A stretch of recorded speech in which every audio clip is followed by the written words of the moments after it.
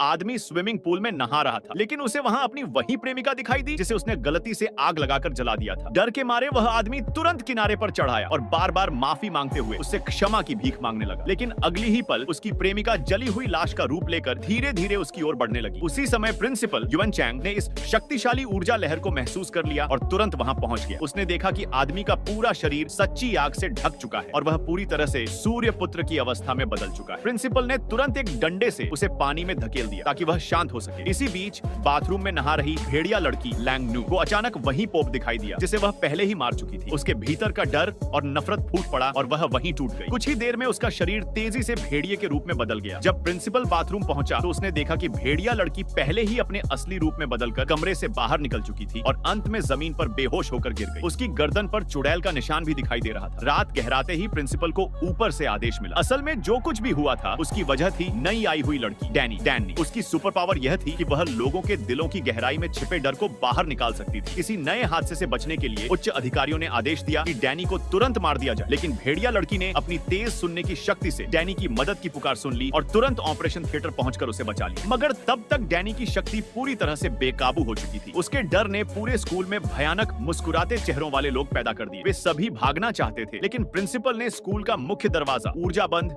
जेजी से सील कर दिया था, इसलिए उन्हें ऊपर जाकर कोई दूसरा रास्ता ढूंढना पड़ा। लेकिन अचानक दो मुस्कुराते चेहरों वाले लोग उनके सामने आ गए। उसी समय मिक MIK अपने हाथों में प्रकाश तलवार लाइट सेबर लिए दूसरी दुनिया से निकल कर आ गया और उन डरावने चेहरों को खत्म कर दिया। इसके बाद सब लोग प्रिंसिपल के दफ्तर पहुंचे और गुप्त फाइलों से सच्चाई का पता चला। असल में कंपनी चाहती थी कि उन्हें एक्समैन नहीं बल्कि हत्यारे के रूप में प्रशिक्षित किया जाए और इस कैद से निकलने का एकमात्र तरीका था बुरी तरह घायल पड़े प्रिंसिपल को मार डालना। भेड़िया लड़की ने अपनी सूंघने की क्षमता से उसे ढूंढ निकाला, लेकिन जैसे ही वे हमला करने वाले थे प्रिंसिपल ने तुरंत ऊर्जा बंद छोड़कर सबको कैद कर लिया। वह धीरे धीरे बंद को और कसा रहा था। तभी अचानक डैनी की शक्ति फट पड़ी। अगले ही पल दीवार तोड़ते हुए एक विशालकाय दानवी भालू इमो श्योंग वहां घुस आया। भालू ने आते ही प्रिंसिपल को खत्म कर दिया और बाकी पर बनी ऊर्जा कैद भी टूट गई। लेकिन संकट अभी टला नहीं था। डैनी बेहोश हो गई थी और उसका बुलाया हुआ दानवी भालू अभी भी वहां खड़ा था। सबको शिकार बनाने के लिए, अपने साथियों को भागने का मौका देने के लिए मिक ने वहीं रुककर बलिदान देने का फैसला किया।